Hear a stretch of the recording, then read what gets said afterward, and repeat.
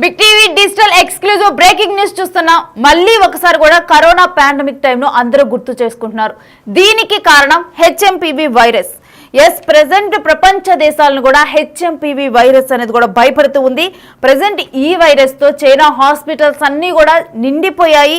మరలా కూడా corona China నుంచి వచ్చిందని చెప్పి కూడా వాదనలు ఉన్నాయి. అయితే ఇటువంటి నేపథ్యంలో ఇప్పుడు మళ్ళీ చైనాలో మరో వైరస్ ఆజ్యం పోసుకుంది. అయితే ఇప్పుడు కరోనాకి ఏవైతే లక్షణాలు కనిపించాయి ఎగ్జాక్ట్ గా కూడా ఈ హెచ్ఎంపీవీ వైరస్ సోకిన వాళ్ళకు కూడా అవే లక్షణాలు కనిపిస్తున్నాయి. సేమ్ అదే విధంగా జలుబు, దగ్గు, గొంతు నొప్పి, జ్వరం, శ్వాస ఆడకపోవటం, తర్వాత అది కాస్త ఇటు నెమోనియాగా కన్వర్ట్ అవ్వటము, హ్యూమన్ మెటాఫ్యూమో వైరస్ ఇప్పుడు ప్రెసెంట్ అయితే ఈ లక్షణాలన్నీ కూడా చూపిస్తూ అందరినీ కూడా భయపెడుతోంది. ప్రెసెంట్ మళ్ళీ కూడా అందరూ ఒకసారి మాస్కులు వాడే సిచ్యువేషన్కి వచ్చారు. అయితే ముఖ్యంగా కూడా ఇది చలికాలం కావడం, చలి తీవ్రత ఎక్కువగా ఉండటంతో కూడా ఈ వైరస్ వ్యాప్తి అనేది ఎక్కువగా పెరిగిపోయింది.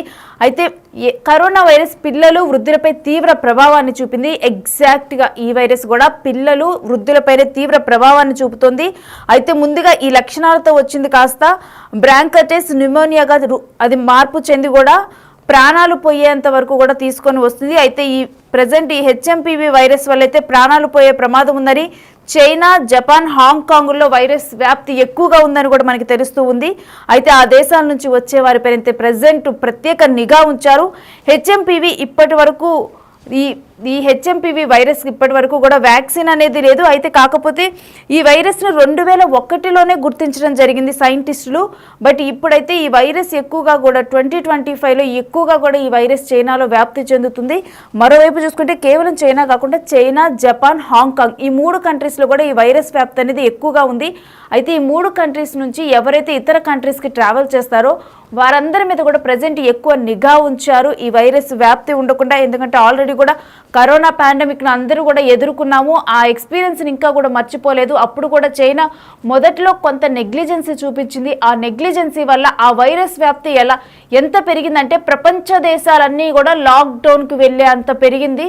సో మళ్ళీ లాక్డౌన్ తప్పదా అనే భయాలు కూడా వస్తున్నాయి. 5 ఏళ్ల క్రితం ప్రపంచాన్ని వణికించిన కరోనా మహమ్మారిని పోలిన ప్రాణాంతక వైరస్ హెచ్ఎంపీవీ వ్యాధి అయితే ప్రెసెంట్ ఈ హెచ్ఎంపీవీ వైరస్ వ్యాధితోనైతే ప్రెసెంట్ అయితే బాధితులంతా కూడా హాస్పిటల్స్ బాట పడుతున్నారు. చైనా హాస్పిటల్స్ మొత్తం కూడా నిండిపోయాయి.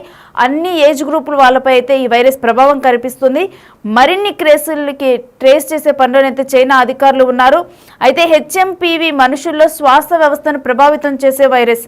ఎగ్జాక్ట్గా కరోనా కూడా అంతే, ఊపిరితిత్తుల్ని ఎక్కువగా ప్రభావితం చేసి తర్వాత అది న్యూమోనియాగా అదేవిధంగా అలా వ్యాప్తి చెంది కూడా తర్వాత వాళ్ళు చనిపోయిన పరిస్థితి వచ్చింది. ఇప్పుడు కూడా హెచ్ఎంపీవీ వైరస్లో కూడా సేమ్ అదే లక్షణాలు కనిపిస్తూ ఉన్నాయి.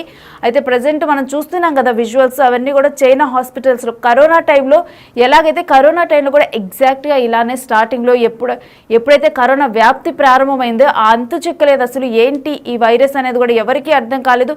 కేవలం ఫీవర్, జలుబు ఈ లక్షణాలు ఎక్కువగా కనిపించాయి. ఎక్కువగా పిల్లలు, వృద్ధులపైన ప్రభావం చూపేది. ఇదే విధంగా కూడా అప్పుడు హాస్పిటల్స్కి వెళ్ళారు. ఇదే విధంగా మాస్కులు ధరించి వెళ్ళటం జరిగింది. సేమ్ ఎగ్జాక్ట్గా కూడా ఇప్పుడు కరోనా సిచ్యువేషన్ అందరికీ కళ్ళ ముందు కనిపిస్తూ ఉంది.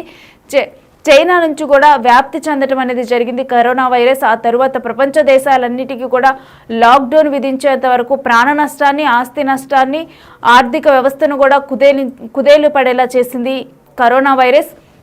ఇప్పుడు హెచ్ఎంపీవీ వైరస్లో కూడా సేమ్ లక్షణాలు కనిపించడం అయితే ప్రపంచ దేశాలను అయితే వణికిస్తుందనే చెప్పాలి, భయాందోళనకు గురి చేస్తుంది ఈ హెచ్ఎంపీవీ వైరస్.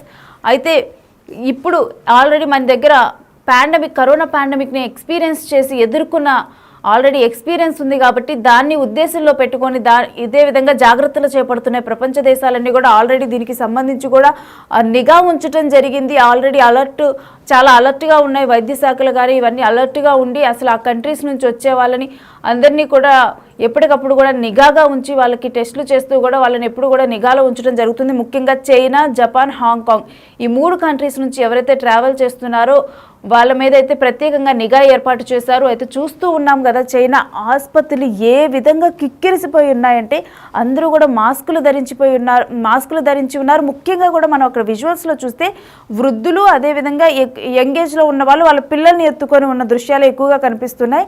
అదేవిధంగా ఈ వైరస్ ప్రభావం కూడా పిల్లలు, అదేవిధంగా వృద్ధులు వీళ్ళ మీద ఎక్కువగా కూడా ఈ ప్రభావం కనిపిస్తూ ఉంది.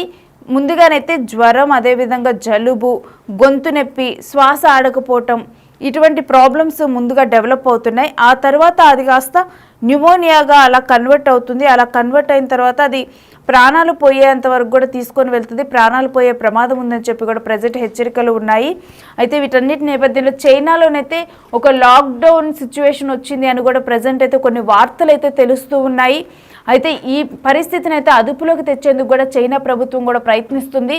కరోనా టైంలో కూడా కొంత ముందుగా అలసత్వం వహించింది. ఆ అలసత్వం వహించిన టైంలోనే ఆ వైరస్ కూడా అందరికీ వ్యాప్తి చెందటము, అదేవిధంగా చైనా నుంచి ఎక్కువగా కూడా అదర్ కంట్రీస్కి ట్రావెల్ చేసినప్పుడు కానీ వాళ్ళు ఆ వైరస్ని క్యారీ చేసి మిగిలిన వాళ్ళకి ఆ వైరస్ సోకటము, ఈ విధంగా కూడా ప్రపంచ దేశాలన్నిటికీ కూడా కరోనా పాకిపోయింది. ఆ తర్వాత అందరూ కూడా లాక్డౌన్ సిచ్యువేషన్లోకి వెళ్ళి అనుకోని పరిస్థితిని ఎప్పుడూ చూడని భయానక సిచ్యువేషన్స్ని కరోనా టైంలో చూడటం జరిగింది. ప్రజెంట్ హెచ్ఎంపివి వైరస్తో కూడా ముందుగానే అరికట్టకపోతే కనుక అలాంటి పరిస్థితులే తలెత్తుతాయి అని చెప్పి కూడా తెలుస్తుంది.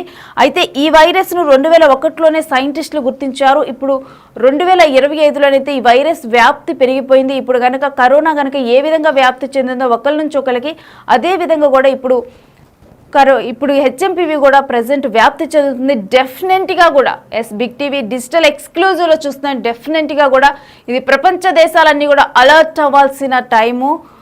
అదేవిధంగా అందరూ కూడా తగు జాగ్రత్తలు పాటించాల్సిన టైం. మళ్ళీ కూడా మాస్కులు ధరించే టైం వచ్చేసింది అంటే మాస్కులు ధరించే టైం వచ్చేసింది అని అన్నట్లుగానే ఉంది. చైనాలో సిచ్యువేషన్ కనుక చూస్తుంటే సో ఇటువంటి సిచ్యువేషన్లో డెఫినెట్గా కూడా అందరూ అలర్ట్గా ఉండి తగు జాగ్రత్తలు అయితే డెఫినెట్గా తీసుకోవాలి. ఎందుకంటే ఇది చలికాలంలో చలి తీవ్రత వల్ల కూడా వైరస్ అనేది కూడా తొందరగా వ్యాప్తి చెందుతుంది.